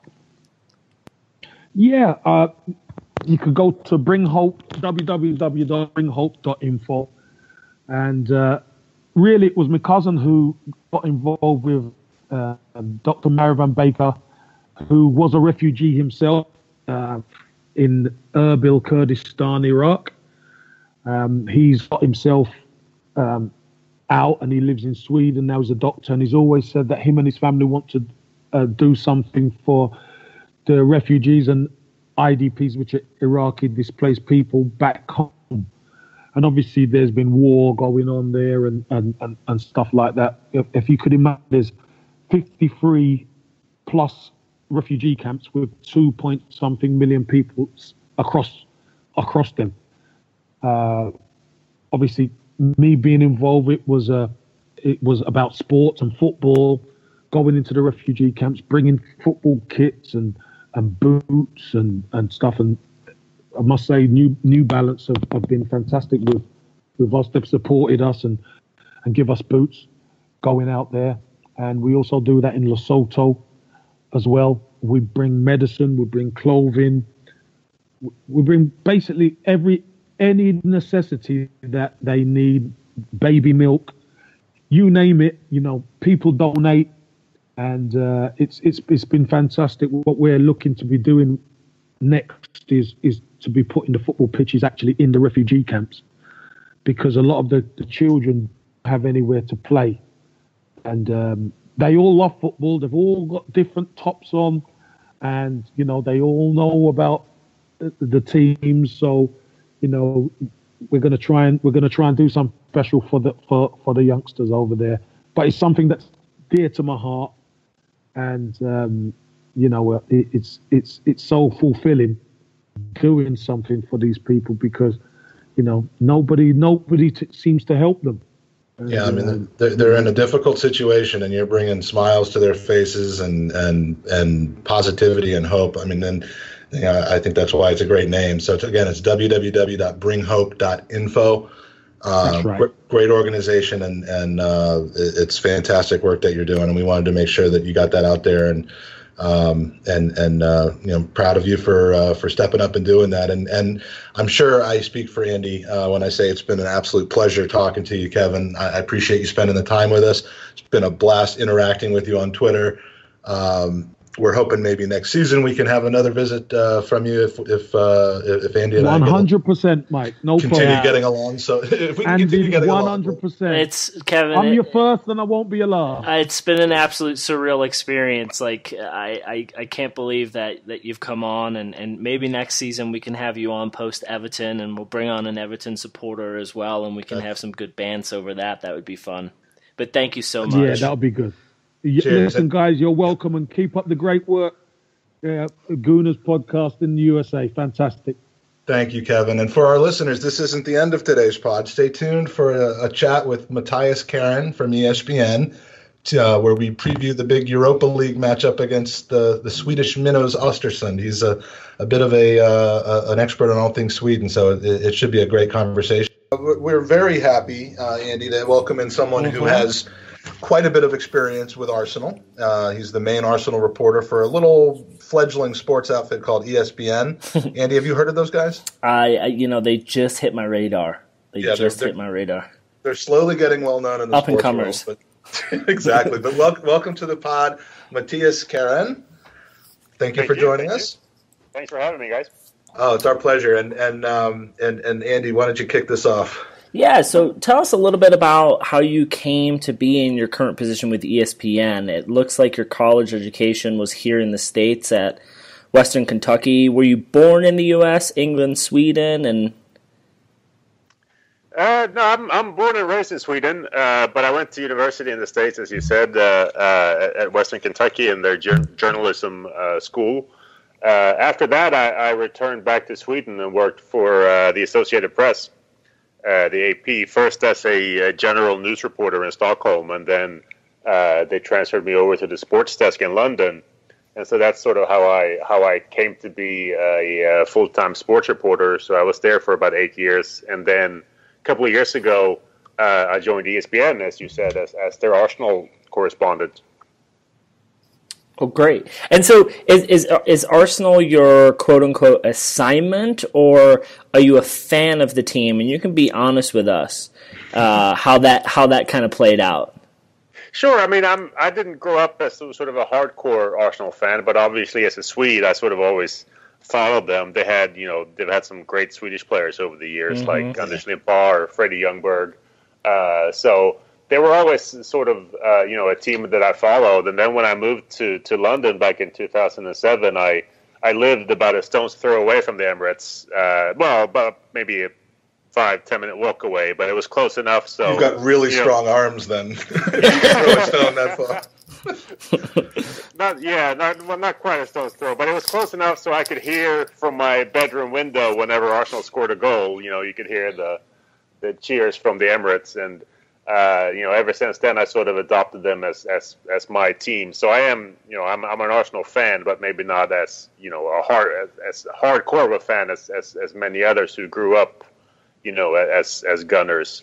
Yeah, but as a journalist, you kind of have to maintain some level of objectivity, I would imagine. Yeah, I think so. Obviously, it's nice to be able to combine sort of work and pleasure and cover a team that you care about. But like you said, I do try to maintain a little bit of distance and not get too caught up in the emotional swings that you always get throughout an Arsenal season. Yeah, it's not good when your reporting ends up turning into whining, and so you have to have a little bit of a tough skin, especially lately. But I do have to say that we found some definite common ground about 2 weeks ago, because you went on record on Twitter saying that there was no more obvious choice for the Ballon d'Or than Nacho Monreal, and I just want to commend you for that, because we've been putting that recommendation out there for months, and it's about time the big time media like yourself starts getting behind our efforts. So we appreciate the support, and we're rooting for you to be there at the stage at Eiffel Tower this December to see him accepting that award. I mean, when Nacho is crowned the world's greatest footballer. I mean, it's over at this point. I mean, they should just give out the award, a special half-year award or a quarter-year award, because in our opinion, it's over. I mean, it's been quite a season for the young Spaniard fellow, hasn't it? Yeah, especially the last month or so, it's been extraordinary. I mean, he's really, stepped up, started scoring goals in almost every game, or at least, creating goals. So you thought, when Alexis Sanchez left, Arsenal needed somebody to step up and fill that void, but you didn't necessarily think it was going to be Nacho. Done, and Aubameyang's obviously going to be his replacement at left back, the way things are going. But yeah, we love in this podcast to make mountains out of molehills, and when we signed Kolasinac and he scored in the Charity Shield, I mean he was the best player in the history of Arsenal as far as I was concerned. So you kind of see where we're coming from here. But the real reason we have you on today specifically is because we've got a bit of a quirky Europa League tie coming up this week against, and I'm going to butcher this, I'm sure, but Ostersunds FK. Yep.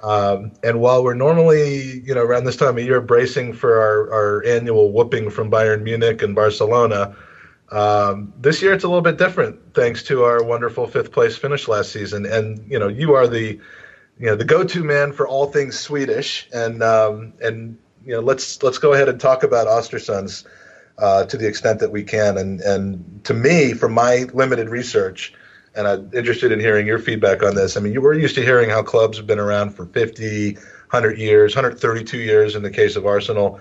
But Ostersunds is such a young club that if they, a year ago, had traveled to the U.S. as a team, they wouldn't even have been able to buy alcohol. They're barely legal. They're barely 21. So how did this club come to be formed?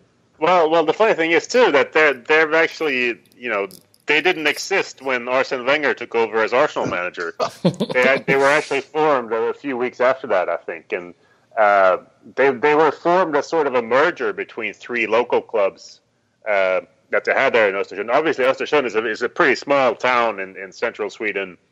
It doesn't have more, I can't remember exactly, but I think it's around 40,000 inhabitants or something like that. And so I think two or three of the smaller clubs there got together about 20 years ago and merged in order to become more competitive. And they didn't have that much success at first, and they were still in the fourth division in the Swedish league system back in 2010 when Graham Potter, the guy who is the manager now, took over the club. And since then, they've just sort of been on this fairy tale journey, advancing through the Swedish league tiers to earning 3 promotions and winning the Swedish Cup last year, which is why they're in the Europa League in the first place. It's the first time ever that they've been in a European competition, and I think they've exceeded all expectations so far. Absolutely, and you mentioned Graham Potter, who I was just about to bring up. It's a fascinating story because as a footballer, I look kind of at his career, and he did peak in had a couple of, I think, U21 caps. He played a short period of time in the Premier League, but mostly in the lower divisions. But he took it upon himself after his playing career to go to university and get his master's in leadership and emotional intelligence, which I think is pretty useful stuff for an eventual football manager, wouldn't you say? Yeah, for sure. I mean, it's definitely an unusual path, and he was coaching at university before he took this job, and he's developed some pretty unorthodox training methods as well. With putting a lot of emphasis on the players' sort of cultural lives and encouraging them to go to museums and theaters and things like that. So he's definitely a bit unorthodox in terms of the normal English football manager that you would imagine. Yeah, absolutely. I mean, certainly that's the case. And I went the other way. I got a degree in whatever the opposite of leadership and emotional intelligence is. Jose Mourinho did the same, Mike. Well, don't ever compare to me to Jose. So, Mattias, quick question, a little bit away from football, and this is a two question, or I'm going to ask you 2 quick questions. First one is, are Swedish women really as beautiful as people say? And the second one is, if you follow an NHL franchise, what is your favorite NHL franchise? Well, the answer to the first question, obviously, the beauty is in the eye of the beholder, obviously, but the short answer is yes, they are. And secondly, I'm a big Green Bay Packers fan. Oh, okay.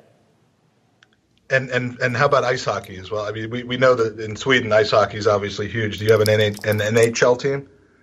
I don't really have a favorite NHL team, to be honest. We have a pretty good Swede that plays here in Washington, by the way. So, Nicholas. Yeah, Nicholas is. So if you want to adopt a team, I can help you out with that. So I do try to follow the Swedish players. I like Henrik Lundqvist, so I try to follow the Rangers a bit. They're not doing that well anymore, but I don't really have a favorite franchise per se. And how did you become a Packers fan? That seems a little bit weird if you were in Kentucky. Cold weather team. It's very true. Exactly. So I became a fan. I was first in the States in '96, I believe, '97, and I became a fan by watching a documentary on the Ice Bowl. Yeah. And I've because I was going to be a Vikings fan, I have to say, because I figured, the Vikings, I'm Swedish, that's a good fit. But then I watched that documentary, and like you said, they're a cold weather team, and I just thought that's a pretty cool story. It's a pretty cool team. And then that weekend, I watched Brett Favre play for the first time, and I was hooked. Well, and Vikings, took the easy way out and went indoors shortly after that time period, or maybe even before that. So right, exactly. Yeah. And I think you put your horse on the right wagon. Just a fun fact about the Ice Bowl: the guy who stole or tried to steal Vince Lombardi's hat at the end of the game, he was the grandfather of a guy I used to go to high school with when I grew up here in the U.S. So, well, let's get him on the podcast and interview him about that. You know what? He's surprised. He is an Arsenal supporter, but so everyone in your life is an Arsenal supporter. That seems to be a prerequisite. Unfortunately, I've introduced a lot of people to Arsenal, and I apologize to them on a daily basis. And you've also expelled a number of people from your life because they wouldn't go along with it. That's very true too. Back to the game. Potter is fascinating because he is the only English manager left in any European competition, and I didn't do the research, but he might have been the only one in the group stages of any European competitions at this point. But he's got to be salivating at the opportunity to claim a famous English scalp, wouldn't you say? Yeah, for sure. I don't think anybody really expects Ostersund to win this, but I think as long as they don't get blown out of the water and lose 7-8-0, I think he will come out of this with a lot of credit. And I think sooner or later, I think English clubs will have to start looking at what he's done in Ostersund and start considering him for jobs over here. I'm wondering why that hasn't happened. Why that hasn't happened sooner. But it would seem that really, regardless of what happens, what's already happened with him. Let's go through some of the accomplishments since he came on. They were in the third division of Swedish football for the majority of their early life, or their adolescence, if we'll say that. And then they actually fell down to the fourth division about 7 or 8 years ago. And since then, they've been on a rocket, just zooming up the tables every single year from the fourth division to the first division, which I could try to pronounce it, Allsvenskan. Allsvenskan, yeah. Allsvenskan, okay. Well, it's easy to remember because we're all happy about Sven at Arsenal, but we don't like Scan Kroenke. So Allsvenskan. And they did it like in 5 or 6 years, which reminds me, interestingly enough, of what Swansea City did, which is weird. Do you know why Well, there's a connection there between Potter and Roberto Martinez, or at least one of his assistants, Graham Jones, I believe his name is, that is good friends with Graham Potter. And I believe when he first started out, he got a lot of his ideas and sort of training methods from watching Swansea and the way they operated. And youth players on loan from them as well. Right, that's right. Exactly, which is, and it's amazing to see that they both basically had the same trajectory, over a different period of time, but the same trajectory from the fourth tier all the way up to the top. It's an amazing story. And then last year, the reason that they're, even had an opportunity to be in the Europa League is they won the Swedish Cup, qualified for the Europa League, shockingly got past Galatasaray in one of the early rounds, and pretty much zoomed past everybody else, and have lost one game in the entire qualification and group league stage, and that's at Bilbao. Yeah. It's incredible. Yeah, they drew with Bilbao at home, I believe, in a game where they led up until the final minutes. They beat Hertha Berlin as well, a good German team, and And so you shouldn't underestimate them going into this tie. But obviously, when going up against Arsenal, they should be a couple of sizes too small. But yeah, it's incredible what they've done, and they're playing a style of football that's also similar to what Swansea did under Martinez. They try to play a sort of possession-based style of football based on quick, short passing, and also not the traditional English way of playing, which is another reason why I think Potter deserves a lot of credit for what he's done. I hope they weren't paying attention to the Arsenal game against Swansea a week or two ago, because that if they are, then we're in trouble. But I mean, I looked back at the coefficients, how they rank the teams to put them in the pots for the group stage, which is the best sense of what you see where the teams compare to each other. And some of it has to do with repetitive European participation, but Arsenal had the highest coefficient number at 105.1, and of the other 48 teams, Ostersunds was number 48 at 3.9. And it's just, I mean, how unlikely or miraculous is it that they're here? I would guess that you see them being willing to give this a real go. You alluded to it just a second ago, but I mean, what is their style of play? What do you think their strategy is going into this match? Yeah, I mean, I think going into this match, they will have to adopt, but I would expect them to adopt, like you said, actually a fairly similar game plan to the one Swansea adopted against them, which is to sort of sit back and try to hit them on the counter attack. It's a bit counterintuitive for them because, like I said, they do try to play a more positive style of football that's based on a quick passing game. But I mean, how unlikely is it for them to be here? You look at their stadium; they actually. They built a new stadium a few years ago, and actually, I believe Swansea was the team that came over there and sort of inaugurated it with a friendly in December. But their stadium takes, I believe it is 7,000 or 8,000 people, something like that. And when Graham Potter took over the team, I think they were averaging around 500 fans per game who came and watched them. And so, for them to 6, 7, 8 years later to be in this position is really incredible. They have another handicap, which is that the Swedish league season hasn't even started yet. In Sweden, we don't start playing football until April. The Swedish league season starts in April because, frankly, it's too cold to play football there. That's why I couldn't see how they were doing in the table this year. So yeah, it makes sense. They're in their preseason. They just completed a training camp in Marbella in Spain. In order to where they travel, just basically in order to get ready for this tie. But you think that's probably a bit of a disadvantage. I mean, I know here in the U.S. There's something called the CONCACAF Champions League. It's similar to the UEFA, just with teams that are much, much worse. Yeah. And the MLS, which has enough problems as it is, starts their season in March, and that's pretty much when the group stages start in February or March. And so you've got teams that in the MLS who are in their preseason, whereas they're playing against teams from Mexico and from Ecuador, or not Ecuador, from El Salvador, other areas, Panama, that are right in the middle of their seasons, and it usually doesn't serve the MLS teams very well. So, I mean, are they going to be at a deficiency from that?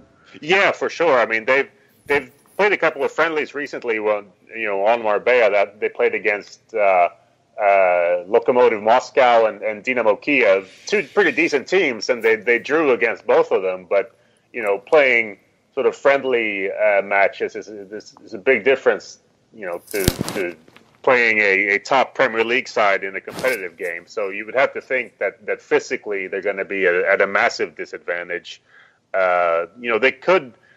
They could have an advantage, or probably the only advantage you could point to in terms of from Ostersund's point of view is the weather. It's going to be cold up there. This past week, it's been, in Fahrenheit, even in Fahrenheit, it's been close to 0 degrees up there in Ostersund.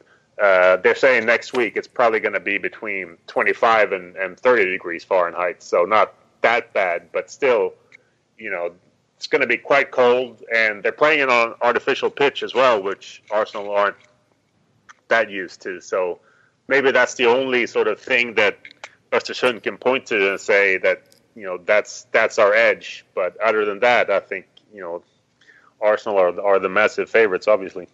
Well, and I think you have to give credit to whoever the social media manager for the club is, because they, after we drew them, promptly took to Twitter to take a piss take out of Arsene, who hasn't managed to properly zip up a jacket for about 15 years. So you've got to give whoever that person was credit. Do you reckon, because it's going to be cold, that Arsenal will head in for a 0-0 situation? Being a Swede, I mean, obviously Mike and I live in America, so we often see cold weather. But how do you think Arsenal will handle that cold weather? Do you think they're just going to go out, get a tie, and try and get back to the Emirates and close out shop, or how do you see the game playing out?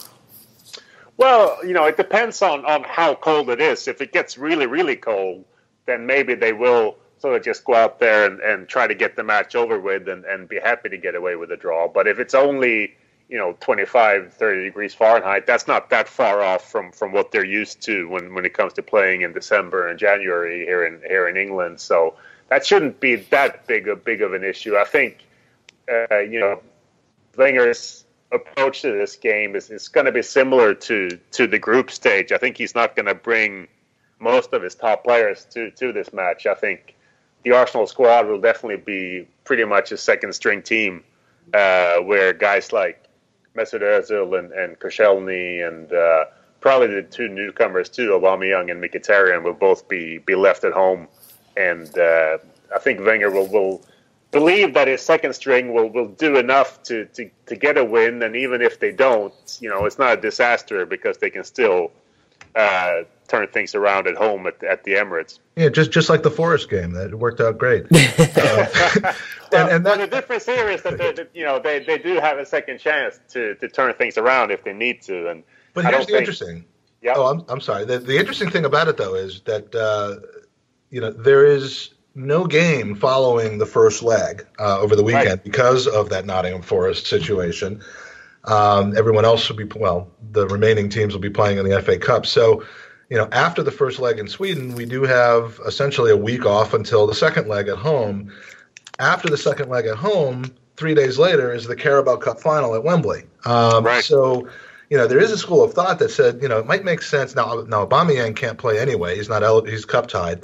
But, there's a school of thought that it would make sense to kind of go all out to try to get a win and some away goals in leg one, so that in leg two we can play more of an FA Cup type of lineup with maybe a couple of guys on the bench just in case in the second leg, so that we're fresh for the Carabao Cup. But that's not really Arsene's cup of tea doing it that way, is it?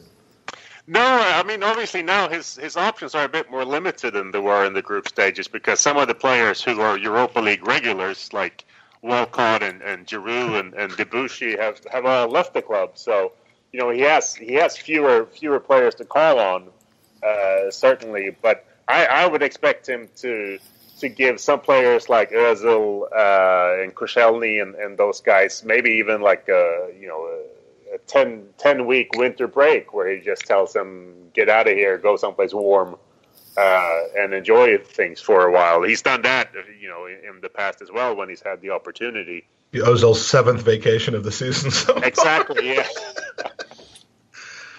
Well, I hope that it certainly doesn't end up a situation where we have to sweat the second leg. I mean, if we can send in a second team squad, come away with a result in Sweden and be able to take it a bit easy on the second leg so that we're ready for the cup final, that would be ideal. But somehow I fear that it will not work out completely as planned, and because it never really does for us. So. Yeah, no, and like I said, this is a team that you shouldn't underestimate, because I think that's about the only way I see Arsenal not coming out of this with two comfortable wins is if they go into it like they did in that Nottingham Forest game and just think this is going to be an easy win for us, and they just don't put in the performance that's needed. Absolutely. So you have Andy. We had some questions about your relationship with Arsene Wenger, Mattias. Okay. Yeah, so we were just curious. You get to sit in press conferences. You have a level of access to him. what are your first impressions of the man when you first met him, and how do you see him now with the recent backroom changes that we're hearing about at Arsenal? Do you feel like there's an added weight of pressure? Do you feel like there's a relief of pressure compared to past years? And do you get a sense that, with him losing control of the club, that he might be walking away this summer? Or on the opposite, are you getting the vibe that, hey, he might be signing on for another 2-year extension? Yeah, that's obviously a $1 million question that everybody sort of is trying to figure out now. £8 million question. Yeah, I think in terms of whether he's going to walk away this summer, I wouldn't rule it out. If they don't get the top 4 finish, I think the pressure on him is going to be massive. If they win the Europa League, I think he will definitely stay on. Winning the League Cup isn't going to be enough, I think, to justify it. So let's say, hypothetically, that they don't win the Europa League and they don't finish in the top 4 in the Premier League. I would not rule out him walking away. The thing that they've done now at Arsenal with these backroom changes that you've mentioned, bringing in Mislintat from Dortmund as the new sort of head of recruiting, and Sandlehi, I'm not quite sure how to pronounce his name, but to bring him in as sort of an unofficial director of football, no matter what they're calling him, is that they've sort of made sure that when Arsene Wenger does leave the club, replacing him is just going to be a one-man job. Whereas if they had not extended his contract last summer, replacing him would have been probably a 3 or 4-man job. Yeah, because there's been a vacuum left. Yeah, because he's been in charge of basically everything at that club for so long that I think that Arsenal as a club just weren't ready for him to leave. It would have left too big of a vacuum. Whereas now they are ready for it, and I think it would just be a matter of getting a new manager in. Somebody like, you could bring in Ancelotti, for instance, or Allegri from Italy, and things would just run smoothly from day one, I believe. So I think the club might be more willing as well to sort of push him out. But there's no doubt that he wants to stay on, I think. I don't think he wants to leave no matter what. And do you see it? I mean, I don't know how often you see him, or whether it's just sitting in one of the rows in the media room after a game, but or if there's more contact. But do you see it in his body language, or does he hold his cards pretty close to the vest that he is, recognizing his role is changing and not necessarily in the way he'd like? Well, he keeps insisting that he still has the final word on everything.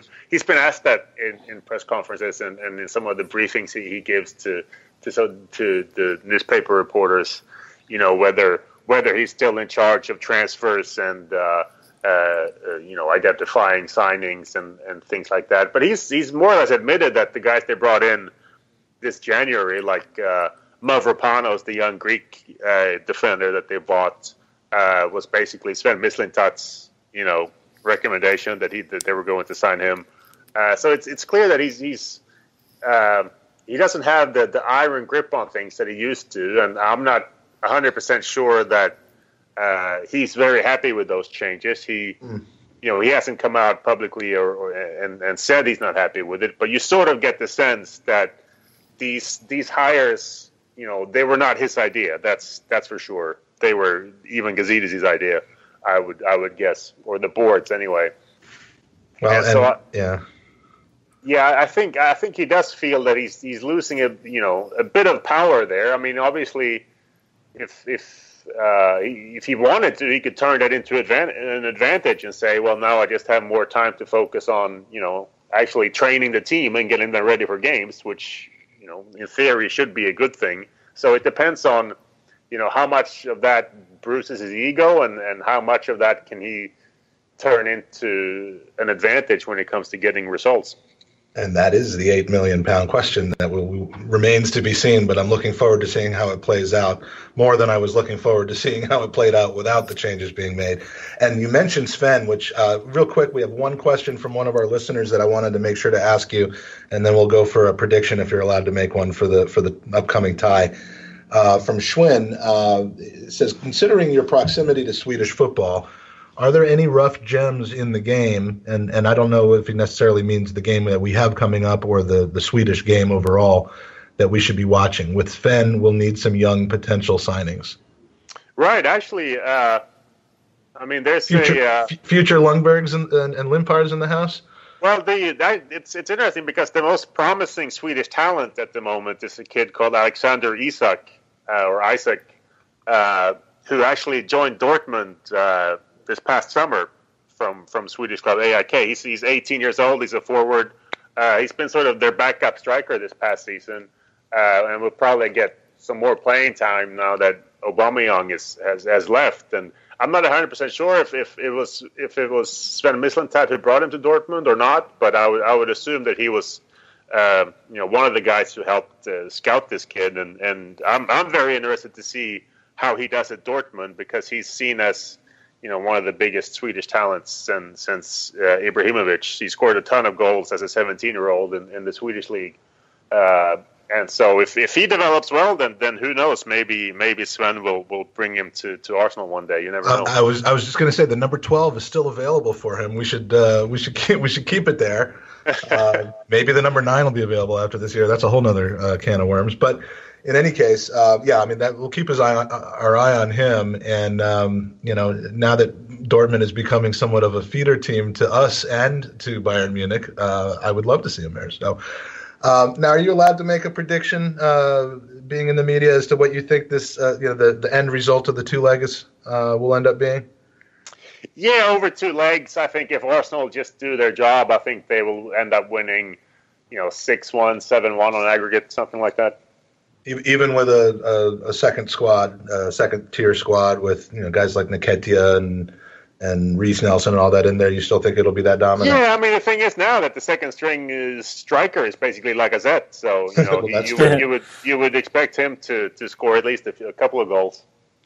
Andy, what are you thinking about this tie?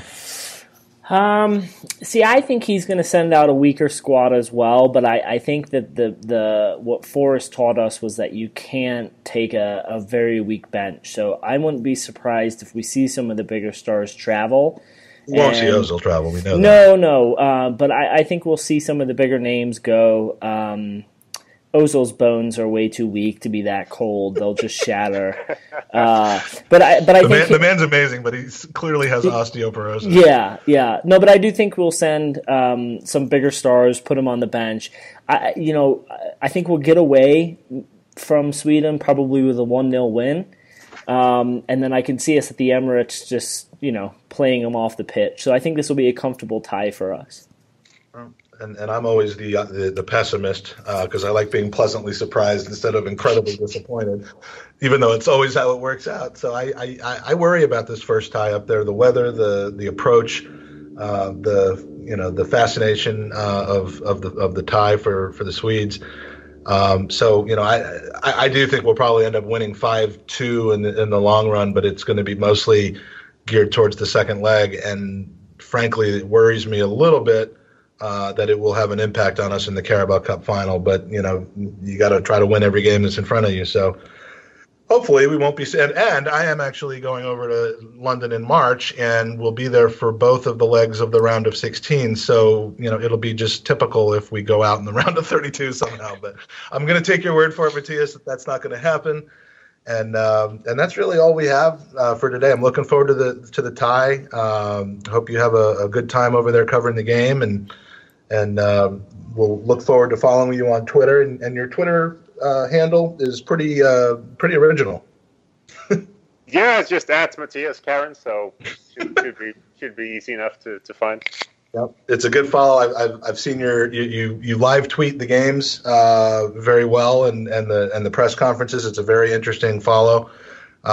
We really appreciate you joining us today, and hope to talk to you again sometime. I guess if we draw Malmo in the Europa League next year, we'll have you back on if you'll have us. You never know. Hopefully, they won't be in the Europa League. Well, that's me being pessimistic again. Yeah. Well, either that or Malmo maybe. in the Champions League. That'd be nice. Yeah. Anyway, yeah. Thanks again for having me, guys. I enjoyed it. Wow, Mike, what a podcast. Two unbelievable guests. A good way to end off a shit weekend, I'll tell you that much. Ain't that the truth? I mean, can't say it enough to Kevin and Mattias. Thank you guys so much for coming on. And it'd be great to have Mattias come on in a Kevin Campbell type of scenario where he breaks a game down with us kind of bit by bit. Absolutely. And thanks to all of our users for using and for listening and for your questions. Remember, if you listen to us on iTunes, please subscribe and give us a review and a rating. Love to see what you guys think of the show. And if you find us on YouTube or SoundCloud, please subscribe there and give us a thumbs up. You can also listen to us on our website, GoonersInUSA.com. And in that situation, you can look at our faces while you listen if you're the type that doesn't get nauseous that easily. Stream. Well, I'm speaking to the 5 ladies right now that listen to our podcast, and which we've increased by 5 times since we started. So that's my mom, your grandma, and our wives. I told you, if I told you once, I've told you a million times. My wife doesn't come anywhere close to listening to my podcast, unless she's like bound to the. I think the most recent comment from my wife about this podcast was, "Oh, you're still doing that."